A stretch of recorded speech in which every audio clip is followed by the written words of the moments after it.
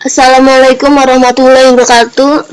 Oke, kali ini saya akan membahas mengenai tugas chapter 5. Di sini saya yang pertama mengenai teorinya.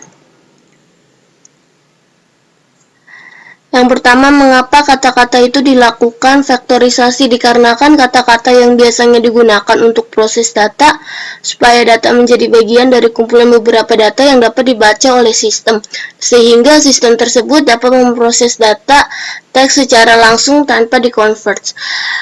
Kemudian yang kedua, mengapa dimensi dari vektor dataset Google bisa sampai 300? Dikarenakan dimensi pada dataset Google bisa mencapai 300 tersebut digunakan untuk membandingkan bobot dari setiap hasil data yang diproses. Kemudian yang ketiga,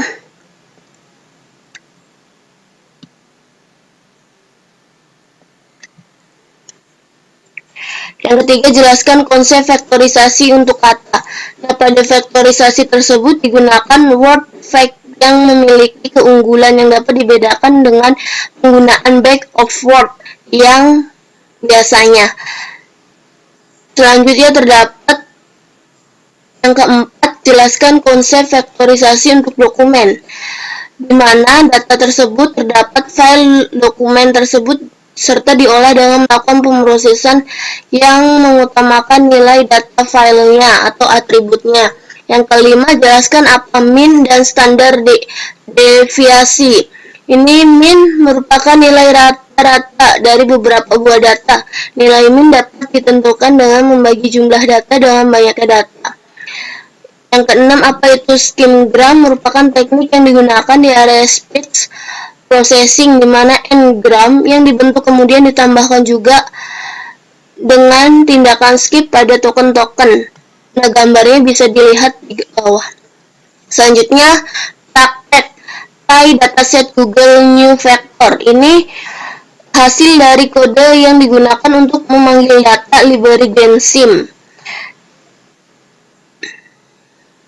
Selanjutnya,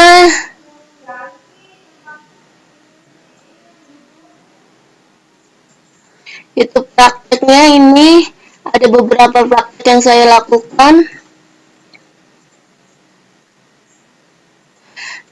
Terus ini selanjutnya ada tangle dokumen dan docfact. Ini GenSim merupakan open source model ruang vektor dan toolkit topic modeling yang implementasikan dalam bahasa pemrograman Python. Yang keempat, praktek data training. Pertama, buka data training yang akan diolah pada aplikasi Python, import library OLS, dan membuat data variabel unset size dengan nilai array-nya kosong. Ini berikut contoh data kode praktik data training. Ini kodenya, kode dan prakteknya. Setelah itu, mengapa dibutuhkan subfleet dan clean memory? Karena datanya lebih mudah untuk diolah dan untuk menentukan tingkat tinggi akurasi dari pemrosesan. Yang keenam, mengapa model diperlukan penyimpanan? Karena dalam pengolahan data dengan menggunakan proses yang panjang, ditakutkan data yang sudah diproses dapat hilang jika terdapat kejadian atau emergensi pada saat pengolahan atau pemrosesan data. Yang ketujuh, interface vector itu dokumen baru dan bisa digunakan sebagai data vektor yang dilatih secara massal.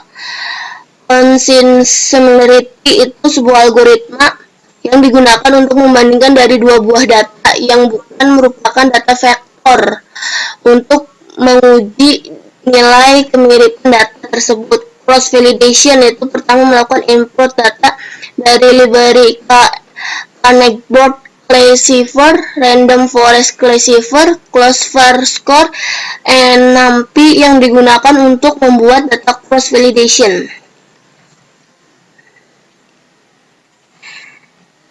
Nah, mungkin itu untuk materi dan prakteknya.